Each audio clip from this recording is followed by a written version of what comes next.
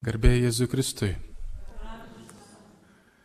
Džiaugiuosi jūs vėl čia matydamas ir naujų daug veidų. Brangus Marijos radijo klausytojai, jūs girdite tiesioginę transliaciją iš Mažosios Kauno Kristaus prisikėlimo bažnyčios, čia vėl gyvo garso liudijimo vakaras. Ir šis vakaras bus Vyšniauskų vakaras, bet ne brolių, jie net negiminės. Tad noriu jums pristatyti brolį Pranciškoną, jauną brolį, kuris dar Italijoje studijuoja, yra grįžęs iš Florencijos. Ačiū Dievui, kad taip suorganizavo, kad jis galėjo šį vakarą su mumis būti. Tai Adomas Vyšniauskas.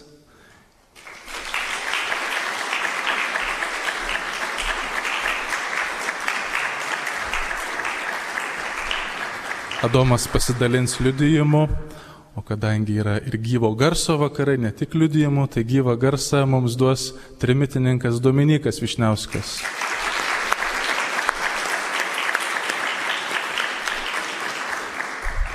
Ir tai jų yra pirma pažintis čia, šiandien, šį vakarą. Tad eteris jūsų. Tai mes taip susitarim, kad pradėsim su muzika, tai Dominykas tada pirmiausiai pagros, o paskui jau tada ką nors papasakosiu.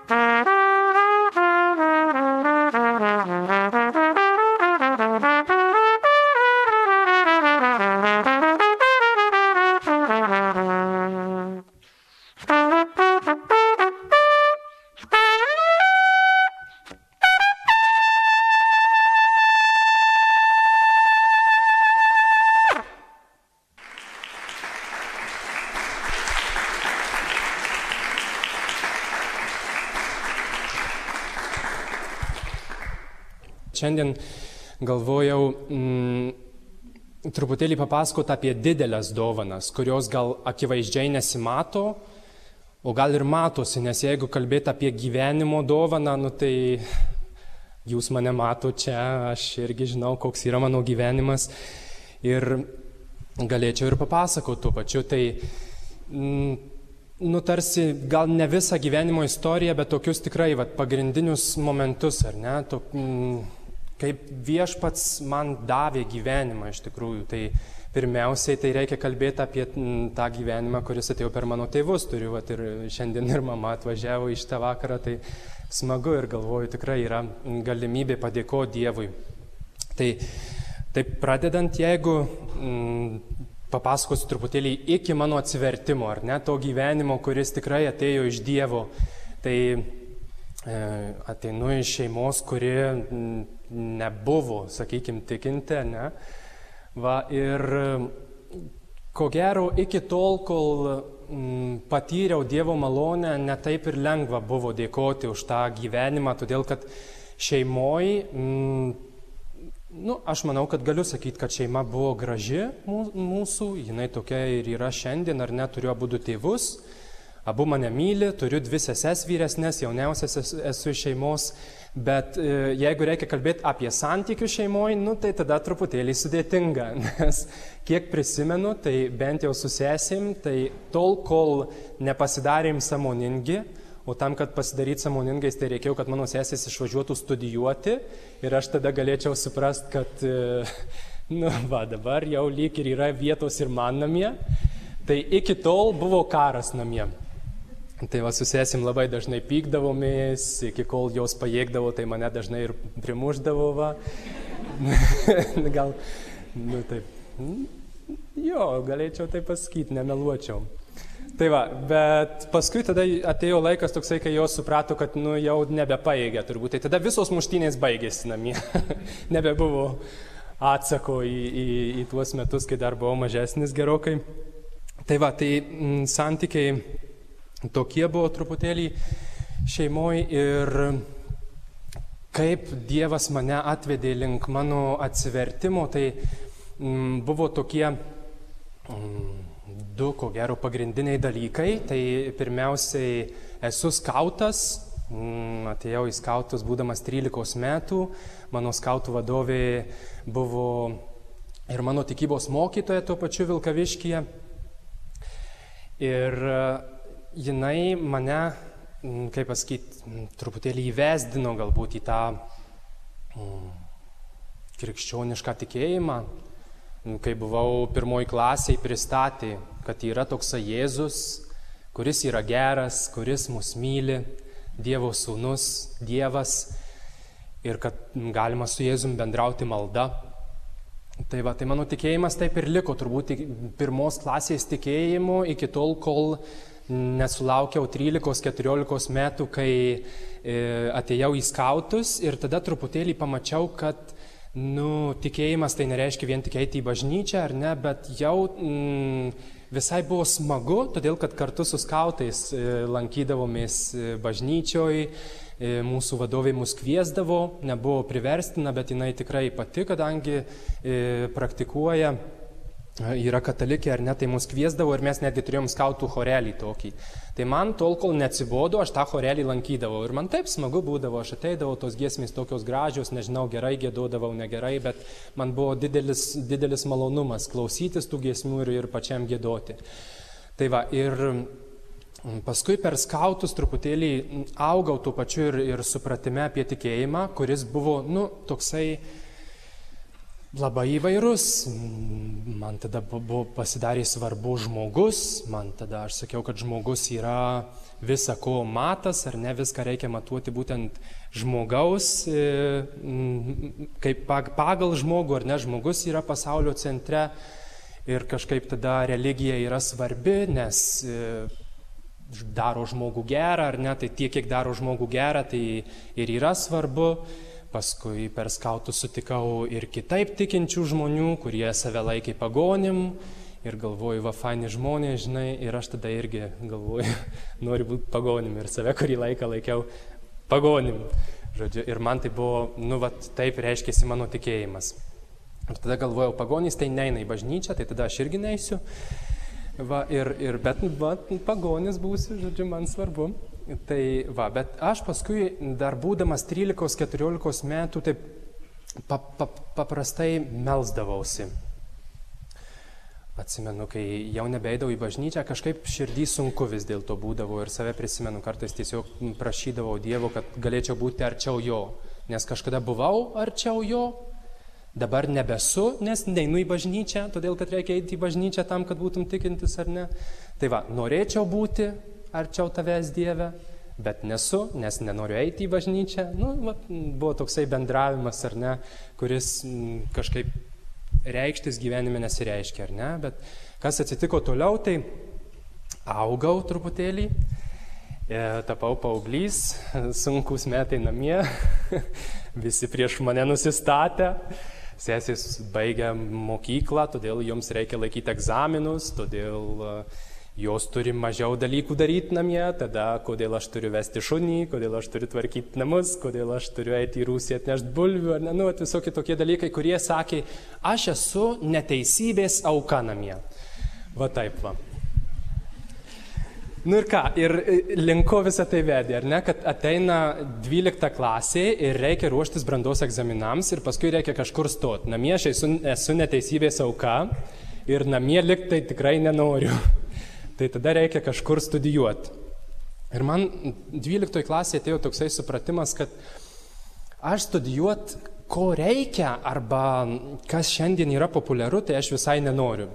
Dabar nenoriu žaisti nei vieno, kas galbūt studijavo, bet aš galvoju, tokios ekonomikos, tai aš tikrai nestudijuočiau, aš taip pat savo svarščiau, ne? Viskas tvarkoju su ta ekonomika, tik tai, nu, kažkaip galvoju, turbūt netgi visai geros galimybės būtų, bet ne. Nestudijuosiu to, ko reikia, ar ne, bet reikia kažką studijuoti, nes, nu, reikia kažkaip palikti namus, kad nebebūčiau tą neteisingumą auką. Tai va, ir besiruošiant brandos egzaminams, atsimenu lietuvių kalbos pamoką vieną, kuri man buvo labai svarbi. Turėjau labai gerą lietuvių kalbos mokytoją, kuris labai rūpinosi, kad mes tikrai mokytumės ir daug skaitytume. Ir besiruošdami egzaminams kartojomės visus literatūros kūrinius, kuriuos jau buvom perskaitę iki 12 klasės. Ir skaitėm Hamletą Šekspyro. Nu, tenai, vienoje iš pirmų scenų, tokių rašo apie Hamleto tėvo šmėklą, kuri ateina pas Hamletą, jie tarėsi, jisai pasakoja, kaip nužudė tėvą, tą šmėklą pasakoja ir ruošia jie ten planą. Ir man tada atėjo supratimas toksai į galvą, kad kas man yra įdomu, o aš noriu studijuoti tai, kas man įdomu, o ne tai, ko reikia, tai man įdomiausia šitam gyvenime yra, kas yra po šito gyvenimo. Žodžiu, kas yra po mirties. Ir aš tada galvoju, gerai, supratau, ir dabar ką man reikia studijuoti. Tai pirma mintis buvo filosofija. Jau ieškoti filosofijos, ką čia reikia mokytis, kad įstoti į filosofiją ir žiūriu, reikia matematikos. O man su matematika buvo prastai nuo 11 klasės. Tai tada galvoju, nu gerai, ne filosofija, tai ką tada? Nu tai tada teologija, nes tenai kalba apie visokius tai dalykus, ant gamtinius turbūt, ten po gyvenimo. Nu jie man atsakys į tą klausimą. Tai pirmiausiai sugalvojau, kad aš, žodžiu, radau 2 teologijas Lietuvoje dėstomas. Tai katalikų teologija ir evangeliškąją teologiją. Ir aš tada galvoju, tie katalikai, kažkaip dogma toksai žodis buvo girdėtas, galvoju, ten viskas yra į rėmus įstatyta man. O vat evangeliška, kažkaip tas žodis evangelija jau buvau girdėjęs, tai čia šventas raštas kažkaip, nu, tai pirmiausiai tenai parašiau prašymą, bet jau kai rašiau prašymą, buvo stojamieji egzaminai pasibaigę. Nu ir viskas tuo baigėsi. Tai galvoju, nu kas belieka tada katalikiška ta teologija. Nu ir žodžiu istorija tokia, kad aš iš pradžių neįstojau, nes vietų nebuvo, paskui įstojau, nes katalikų teologijos fakulteto dekanas pasistengė labai. Ir ką? Ir, nu, aš atvažiuoju studijuoti tą teologiją. Ir galvoju, žiūriu jau savo paskaitų tvarkaraštį, pirma paskaita prigimtinė teologija. O galvoju, dabar papasakos, žinai, kaip žmogus yra iš prigimties linkęs į Dievą, žodžiu, prigimtinė teologija. Nu, taip. Ateinu, žiūriu, sėdi kunigas, galvoju, nu gerai. Ir kunigų protingų būna, pažiūrėsim, ką pasakys. Atsisėdu, susirenkam mes 9 į paskaitas, 8 merginos ir aš. Galvoju, ne čia pataikiau, bet nu gerai, paklausykim, ką jisai pasakys. O jisai atsistoja, sako, pradėkim. Atsisuka į kryžių, vardan Dievo Tėvo ir Sūnaus ir Šventosios Dvasios. Ir aš žegnojus ir aš galvoju, aš tikrai ne čia pataikiau, nes aš tai į universitetą atėjau. Žodžiu, nu ir ką, tai va tokia buvo pirma pažintis. Paskui dar su kitu dėstytoju, kuris sakė, kad jeigu netiki pagrindiniam katalikų bažnyčios dogmom, tai tu esi atskirtas nuo bažnyčios. Ir aš galvoju, aš net nežinau, apie ką tai yra tos dogmos. Žodžiu, ir aš jau turbūt esu atskirtas. Ir galvoju, man iš čia reikia bėgti. Tai va, bet kas atsitiko per tuos pirmus metus, tai aš tos filosofijos, kurios troškau, aš labai daug jos gavau, nes pirmi 2 metai yra skirti būtent filosofiniam studijom daugiausiai.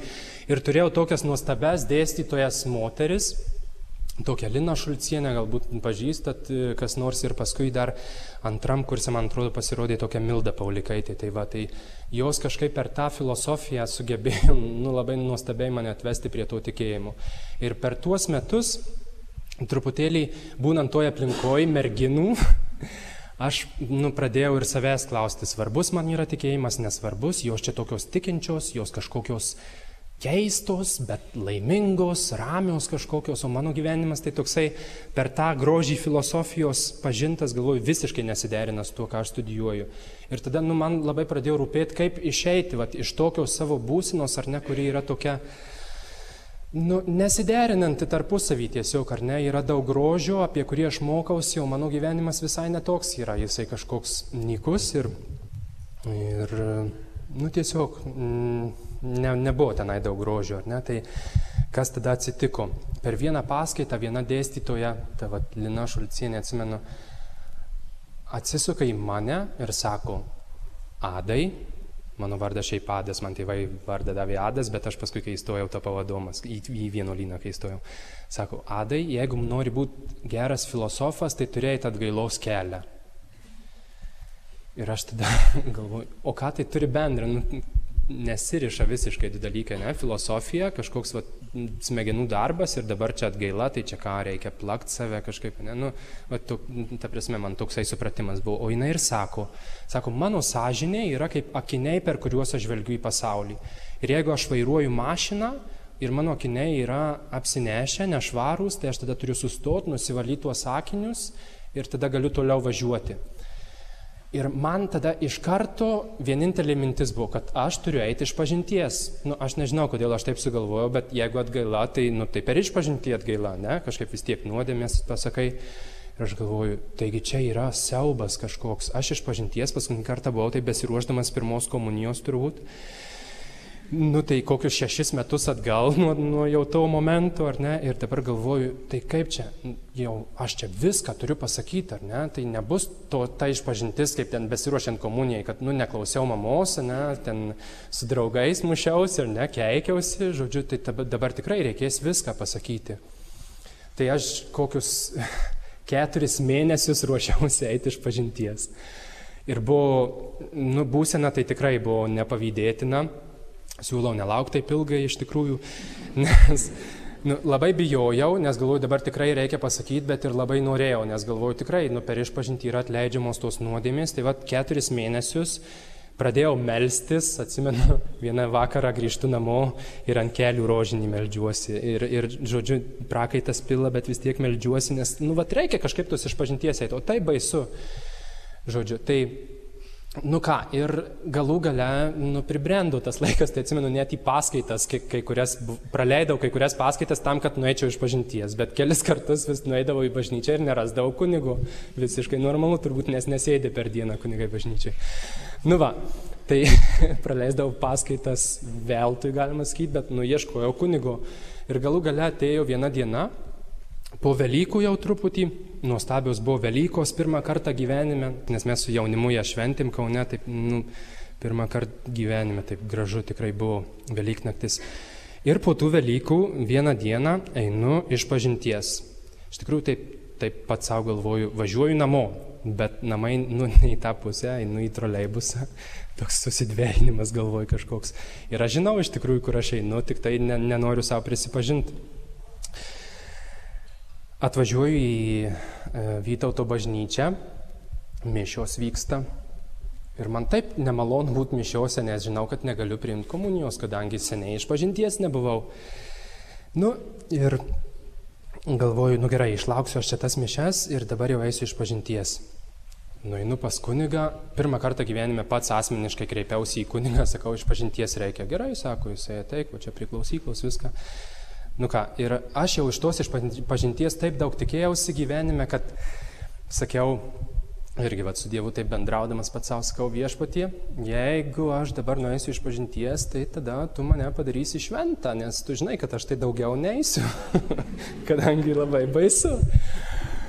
Tai aš po tos iš pažinties, tai tikėjausi bent fejerverkų, bet išeinu iš bažnyčios ir nieko. kaip tik toksai netgi tuštumos jausmas viduje, nes tarsi iš manęs būtų atimta kažką, ką turėjau iki tol, o dabar net ir to nebeturiu. Tai va, tai galvoju, tai tikrai daugiau neįsiu, nes iš vis neapsimoka kažkaip, nueini ir nieko. Bet kitą dieną Dievas man suteikė gyvenimo dovaną. Ta prasme, kitą dieną jau po tos išpažinties, matyt, reikėjo išsimiegoti po tų 4 mėnesių. Žodžiu, aš supratau, kad dabar man yra suteikta galimybė pradėti kitaip gyventi, taip kaip aš noriu. Tai reiškia tikint ir pagal mano sąžinę. Tai va, tai tikrai Dievo malonė atėjo per tą mano ateimą į tiesą, ar ne? Aš tikrai viską kunigui pasakiau. Niekada gyvenime nesitikėjau, kad tokius dalykus galėčiau iš viskam nors pasakoti, bet tada, kai viską kunigui pasakiau ir viskas, tada malonė atėjo. Tai va, bet apie tą malonę gal biškį vėliau, gal Dominikai padrosi.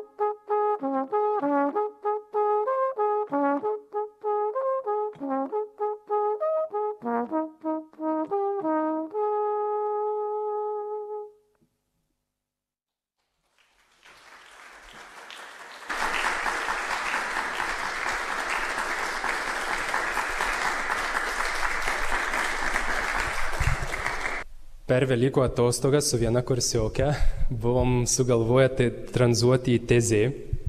Prancūzijoje yra tokia bendruomenė vienuolinė, bet mums nesigavo tas išvažiavimas, jinai sakė, jai reikia repetuoti su savo grupe, jinai bosinę gitarą groja. Tai sako, bet žinai, galim važiuoti į Pakutuvėnus, toksai kaimelis yra netoli Plungės, Žemaitijoje tenai.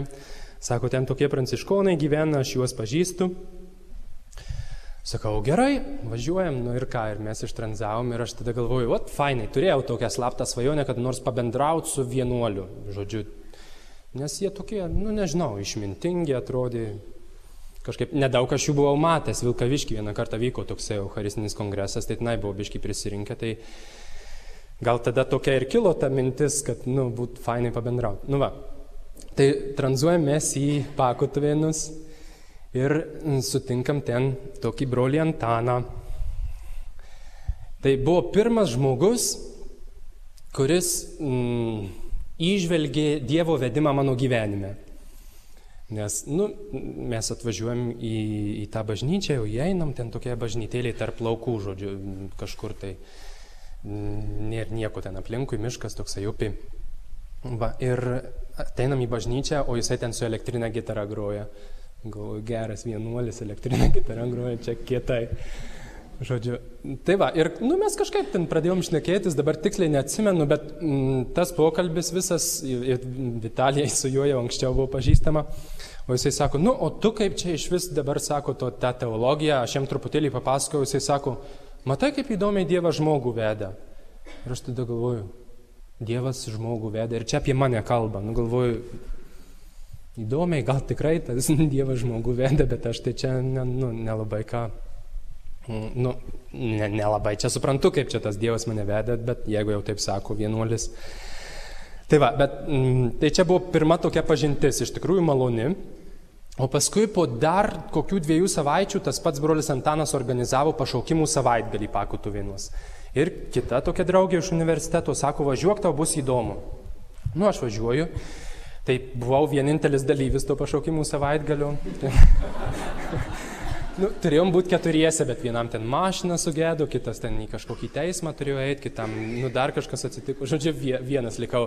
Atvažiuoju truputėlį vėluodamas, galvoju, kaip čia dabar bus, programa prasidėjus, kur aš čia juos rasiu. Ateinu, Antanas gitara groja bažnyčioje, laukia mūsų. Nu va, tai sako, nu va, tai turbūt būsi vienas. Galvoju, nu gerai, fainai. Ir jisai man pradėjo pasakoti apie pranciškonų gyvenimą. Daug gražių dalykų papasakojo, nelabai aš ką beatsimenu. Nusivežė dar mane į Kretingą, nes tenai netoli parodė, kaip atrodo normalus pranciškoniškas vienuolynas, nes Pakutuvėnus kitoks truputėlį vienuolynas. Ir mes visą savaitgalį praleidom kartu ir jisai man daug pasakojo. Ir aš atsimenu į tą pabaigą jau to savaitgalio, sakau Antanui, nu, tai ką, jeigu ir aš norėčiau pranciškonu būti? Jisai taip sako, nu, žinai, sako, palauk kokį mėnesį, paskui jau jeigu ką, nu, tai paskambink. Bet aš jau išvažiuodamas žinojau, kad aš jau dabar lauksiu mėnesį, kol aš jam galėsiu paskambinti. Žodžiu, praėjo 30 dienų, skambinu Antanui, sakau, vis tiek noriu pranciškonu būti. Nu gerai, sako, atvažiuok tada. Atvažiuoju, sako, prieimė sutvirtinimą. Nu tai reikia. Tai kaip čia dabar bus? O žodžiu, gausi taip, kad reikėjo dar 1 metus studijuoti ir tuo pačiu ruošti sutvirtinimui. Kadangi, sakiau, nesu iš tikinčios šeimos ir po pirmos komunijos, tai sakiau, ne. Jūs patys, jeigu norit, bet, žodžiu, man tai...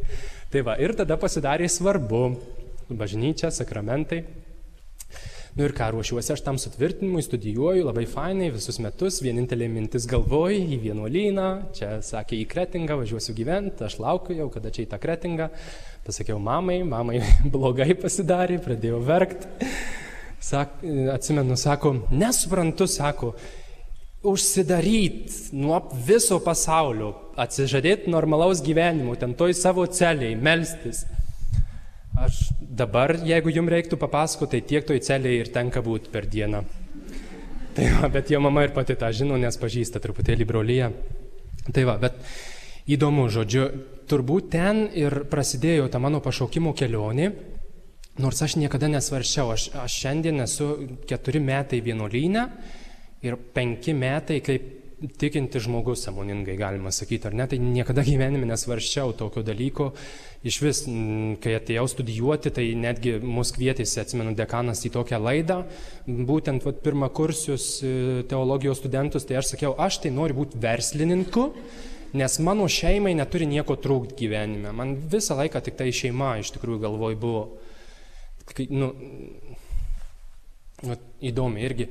Jau besiruošiant stoti į vienuolyną, atsirado mergina mano gyvenime, taip netikėtai. Tai tada reikėjo taip apsispręsti truputėlį, ką aš čia darau savo gyvenime. Ar aš čia to šeimos noriu, ar aš į tą vienuolyną. Tai, mano gyvenimas toksai truputėlį pažymėtas, manau, yra santykių su mergina, nes tokių draugysčių buvau 7 turbūt ir taip, nesvarščiau tikrai apie vienuolyną. Tai ta draugystė trumpa buvo, bet įdomi tokia visai, sakykime, šiandien tikrai galiu vadinti Dievo dovaną, todėl kad labai nuostabus žmogus atsirado gyvenime, tai ir šiandien draugai esam, palaikom santykius, bet tai turbūt padėjo, ar ne, išgryninti tą apsisprendimą, nes aš tada po tos draugystės trumpos sakiau, negaliu žaisti su savo gyvenimu.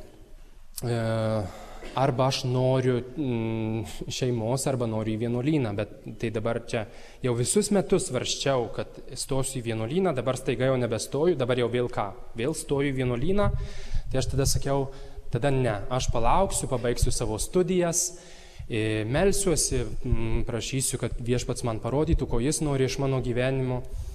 Ir su tokia mintim, žodžiu, vasara bėgo, bet į vasaros pabaigą tas didelis troškimas stoti vienuolyną, jis niekur nepraėjo. Tai tam pačiam Antanui, kuriam jau buvau papasakojęs, kad dabar jau čia nestoju, nes čia mergina atsirado ir taip toliau, tai jau paskui aš jam vėl rašau, sakau, žinai, vis tiek noriu į tą vienuolyną.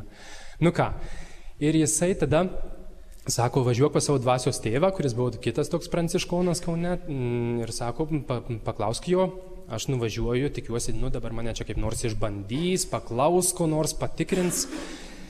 O jisai, sakau, norėčiau stoti į vienuolyną. Ir jisai sako, tai aš džiaugiuosi. Ir galvoju, tai jokio čia patikrinimo turbūt nebus. Paskui taip susėmė truputėlį, sako, sako, dabar turi važiuoti pas Antaną, paklausti, kokie tolimesni žingsniai bus. Važiuoju aš pas Antaną, bet jau man taip baisu pasidarė, nes jau supratau, kad jau dabar tikrai per šias dienas sprendžiasi, kaip toliau mano gyvenimas klostysis. Važiuoju aš į Pakutuvėnus ir tenai vėl ta pati mano kursiokė laukia, sako, ko čia atvažiavai. Sakau, nieko nesakysiu, kol nepasikalbėsiu su Antanu. O Antanu kaip tik tą dieną nepavyko pagauti, buvo šeštadienis, atsimenu, ateinu, adoracija vyko. Ateinu melstis ir sakau, Viešpatie, pasakyk, kaip čia iš tikrųjų turi būti. Ir tokia mintis ateina, kvailas esi. Taigi tokį gyvenimą gražų turi, studijos, kurios tau taip patinka, draugai, su kuriais taip smagu yra. Ir galvoju, tai kaip čia dabar bus, nes lyg ir norėjau, dabar priešais švenčiausiai sakramentą meldžiuosi ir girdžiu, kad kvailas esu. Tai galvoju, gal tada ir nestoti. Ir tada nusprendžiau, ir tada gerai, ir nestoju. Ir tokia ramybė atėjo. Ir tą dieną nesusitikau su Antanu, ateina sekmadienis, mišios, girdžiu Dievo žodį per šventąsias mišias. Iš pradžių skaitinys, iš Pauliaus laiško. Ir nesekite šiuo pasauliu, bet pasikeiskite dvasia. Ir toliau nebeprisimenu, bet tie žodžiai, ar ne, ir galvoju, čia kažkas ne taip, nes vakar tai buvo visai kitokios mintys, dabar čia... Žodžiu, tiek to, gal, čia ne man. Ir tada Evangelija. O Jėzus ir sako, kas nori sekti paskui mane, tai išsižada pats savęs, tai ima savo kryžių ir teseka manimi. Ir tada toksai, pasimetęs visiškai likau, toksai siaubas tik apėmė ir galvoju, Viešpatie, tai tu iš pradžių man sakai, kad aš čia, žodžiu, kvailas ir kad mano gyvenimas yra gražus toks, koks jis yra, o dabar staiga kitaip. Ateinu pas Antaną ir sakau, aš bijau. O jisai man ir sako, normalu, kad bijai, nes turi gražų gyvenimą.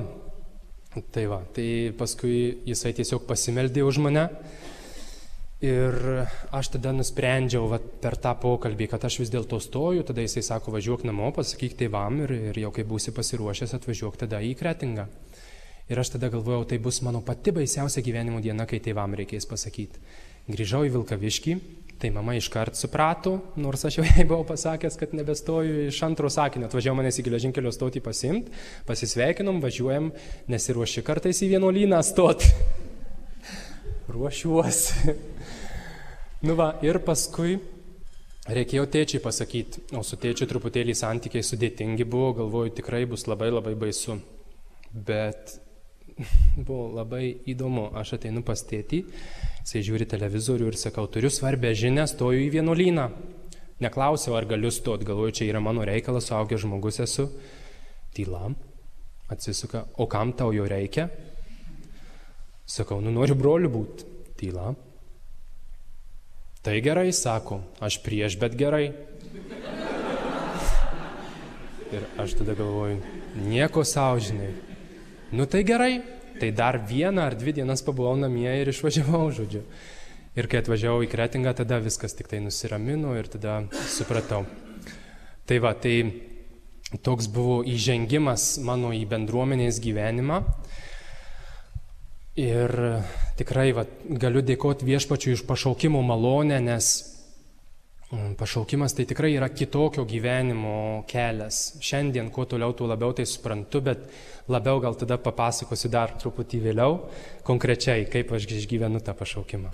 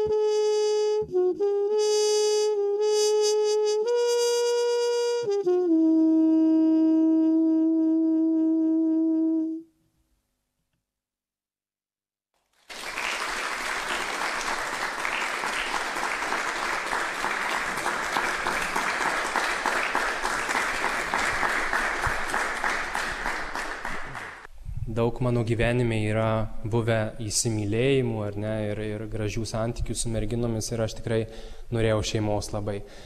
Bet šiandien aš žinau, kad Viešpats tikrai mane pasišaukė, ta prasme, jisai pats mane asmeniškai pasikvietė šitam gyvenimui. Nežinau kodėl dar, bet tikrai vertinu tą labai. Man tai yra tikrai labai labai brangu. Ir tik tai irgi visai neseniai pradėjau džiaugti savo pašaukimu būdamas broliu. O kodėl tai buvo? Todėl, kad aš atvažiavęs į Kretingą, po kokių 1,5 mėnesio gyvenimo tenai įsimylėjau. Ir ta meilės istorija truko, aš esu 4 metai vienuolyne, tai truko 3 metus. Bet kažkaip labai, visiškai kitokia tai buvo meilės istorija negu bet kokia iki tol, todėl kad visą tai prasidėjo nuo gražiaus draugystės ir tęsėsi, kaip tikrai labai gražiai draugavom su ta mergina ir tiesiog daug laiko praleisdom kalbėdamiesi ir kažkoks tarpusavio supratimas labai didelis buvo, ko gyvenime tai labai retai esu kada suradęs iki kol išvažiavau į Italiją į noviciato metus, kur suradau savo magistrą noviciato ir tada dabartinį mano dvasios tėvą. Tai tokio supratimo abipusio iki tol turbūt tik tai su ta mergina ir buvau išgyvenęs. Tai kažkaip ta draugystė buvo labai graži, bet darėsi vis sunkiau suprasti, kad mano gyvenimas tai yra kitoks ir kad aš su ja tai negalėsiu gyventi. Tai per pirmus metus aš tiesiog nerasdavau savo vietos tam vienuolyne, atsimenu, ypač vakare būdavo tikrai labai sunku, kai jau broliai kaip ir visi baigė savo darbo dieną ar net tarnystės dieną ir tada pasilikti vienam kažkaip ir baisu būdavo tą vienatvę išgyventi ir tas įsimylėjimas, jisai kažkaip labai daug vietos užėmė tam mano gyvenime. Išvažiavau į Italiją, tada ilgai susirašinėjom laiškais ir paskui galų gale prisipažinom vienas kitam, kad buvom įsimylėję, tai toksai abipusis buvo santykis ir buvo sunku ir iš tikrųjų daug, nežinau kaip pavadinti, kančios ar netokios, bet kuri gal ir graži, nes aš tada galėjau tikrai savęs klausti, tai ko aš noriu savo gyvenime. Ir žinot, kada atėjo malonė, ir čia galiu tikrai drąsiai liudyti, ką reiškia malonė gyventi brolyjoje. Malonė atėjo tada, kai aš galėjau savo broliam prisipažinti, kad esu įsimylėjęs, nes aš galvojau, kad tokių dalykų negalima sakyti. Kaip čia dabar tai vienuolis, ne? Bet aš kada tą pasakiau ir kai pamačiau, kad manęs neteisia ir kad tai yra normalu, ta prasme, kad vienuolis gali įsimylėti, tai man tai buvo tikrai išlaisvinantis dalykas, aš išgyvenau didelę laisvę, kad aš galiu tai išgyventi, kad tai turi teisę manyje būti, ar ne? Ir paskui per tuos metus Italijoje aš patyriau labai didelę malonę būtent per broliją, tai yra santykiuose, kurie yra visiškai atviri. Per tuos noviciato metus buvo labai sunku, nes su vienu kitu tokiu novicu, kuris yra italas, mes kažkaip nuolat buvo tokia didelė trintis tarp mūsų. Bet dėl jo pastangų tie sunkūs santykiai tapo labai gražia draugystė. Ir aš atsimenu vieną jau iš paskutinių savaičių, begyvenant noviciate, prieš duodant pirmus įžadus, mes sėdėjom visi kartu ir mes galėjome šnekėtis apie viską atvirai. Mes galėjom vienas kitam nuodėmę savo pasakyti, visai buvo nereikalinga išpažintis. Todėl, kad vienas kito neteisėm, vienas kitą priėmėm tokie, kokie esam. Ir tai buvo toks didelis džiaugsmas, kad brolyjoje galima atvirai gyventi, atvirai kalbėtis, kad, aš nuo to momento pradėjau trokšti būtent šito, gyventi brolyjoje taip, kad nereikėtų laikyti kažkokių paslapčių vienam nuo kito. Tai bet ta draugystė ar ne su mergina jinai tęsėsi, apie tai žinojo mano noviciato magistras ir dabartinis dvasios tėvas, ar ne, bet kitiems dar irgi buvo nedrąsu pasakyti, bet jiems savo kompanionam pasakiau, bet dar kitą malonę išgyvenau, kai pernai grįžau iš Italijos, susitikom su mūsų broliais Lietuvoje. Ir kai manęs jie klausė prieš atnaujinant įžadus, sako, kaip tu gyveni, ir man neliko kur dingti, nes arba aš turėjau meluoti, viskas čia tvarkoju, žodžiu, aš keliauju toliau, arba kažkaip reikėjo prisipažinti ir atsiduoti jų rankas, ar ne, nes galbūt, tai jeigu tau čia taip, tai gal tada tu ir reiktum tą šeimą kurti. Ir aš pasakiau tiems savo broliam, kad aš esu įsimylėjęs ir mano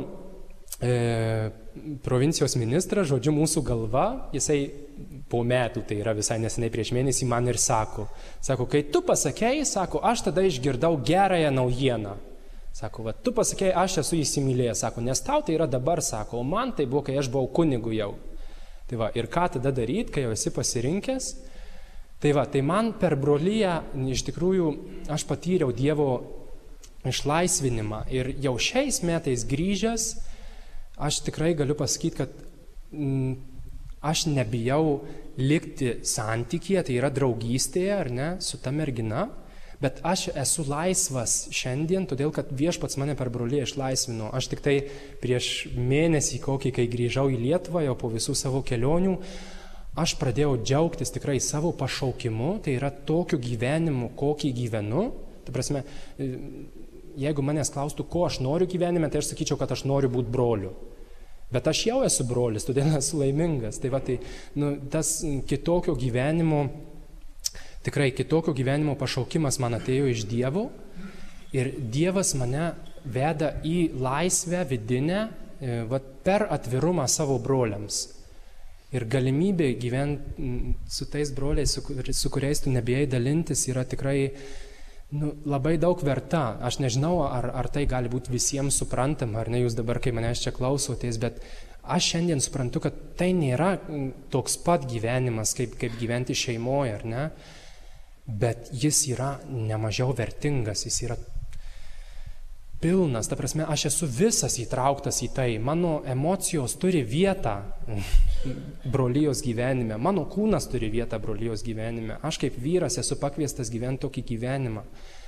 Ir visa tai, ką aš išgyvenu, turi teisę būti ir kažkaip, tikrai tokia va, didelė laisvė, didelis laisvės pojūtis ateina iš Dievo, tai va, tikrai pašvęstojo gyvenimo dovana buvo man duota ir aš pradėjau ją vertinti ir tikrai šiandien galiu labai džiaugtis tą dovaną. Tai čia turbūt ir norėčiau sustoti, tai dar prašysiu, kad Dominikas pagrotų. Tai tiek.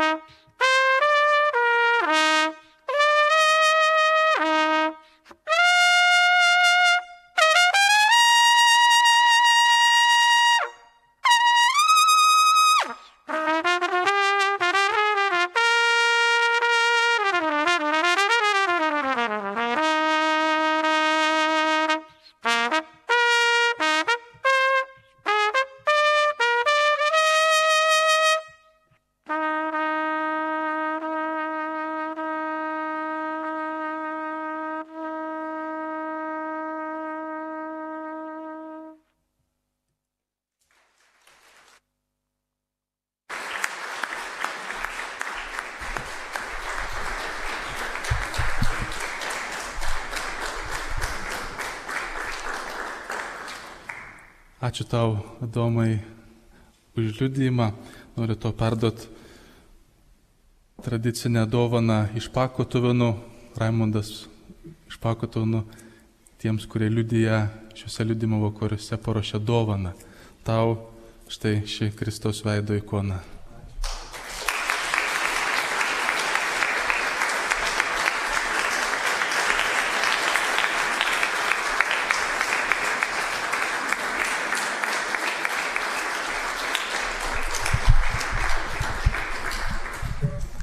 Ačiū Dominikui Vyšniauskui. Marijos radijo klausytams primenam, kad jūs girdėjot Adomo Vyšniausko brolio Pranciškono, kuris dar studijuoja Italijoje liudijimą. Trimitu grojo Dominikas Vyšniauskas, čia kurie yra šioje bažnyčioje, tai mato, jiems priminti nereikia. Labai norėčiau jūs pakviesti, kurie meldžiatės, kad dabar ir čia esantis, ir prie Marijos radijo imtuvų palaiminkim Adomą, jisai grįš į Italiją toliau studijuoti, tolesnę jo kelionę, nes Dievas veda toliau. Pasimelskim už Dominiką, už jo šeimą. Ir dar norėčiau pakviesti, gal Ado mama galėtų ateiti priekį, už jūsų visą šeimą pasimelstum. Ir gerai, kad mes katalikai mokam maldas, kurias galim kartu kalbėti. Atsistokim, ištieskim rankas, kas prie Marijos radijo imtuvų, sukalbėkim vieną poterį už juos. Tėve mūsų, kuris esi danguje, tiesie šventas tavo vardas, teateinie tavo karalystė, tiesie tavo valia, kaip danguje, taip ir žemėje. Kasdienis mūsų duonos duok mums šiandien ir atleisk mums mūsų kaltes, kaip ir mes atleidžiame savo kaltininkams. Ir neleisk mūsų sugundyti, bet gelbėk mus nuo pikto. Amen. Sveika Marija, malonės pilnoji, Viešpats su tavimi. Tu pagirta tarp moterų ir pagirtas tavo sūnus Jėzus. Šventoji Marija, Dievo motina, melsk už mus nusidėjėlius, dabar ir mūsų mirties valandą. Amen. Garbė Dievui, Tėvui ir Sūnui ir Šventajai Dvasiai, kaip buvo pradžioje, dabar ir visados ir per amžius. Dėkojom tau, Dieve, už Adomo gyvenimą, už jo šeimą, už visus žmonės, kuriuos jis sutiko savo gyvenimo kelyje. Ačiū, kad jisai buvo negabus matematikai, kad pasirinko teologiją ir tapo broliu Pranciškonu. Tavo darbai Viešpatie nuostabus, dėkojom tau ir štai ką darai kiekvienu iš mūsų gyvenimuose. Vardan Dievo Tėvo ir Sūnaus ir Šventosios Dvasios. Amen.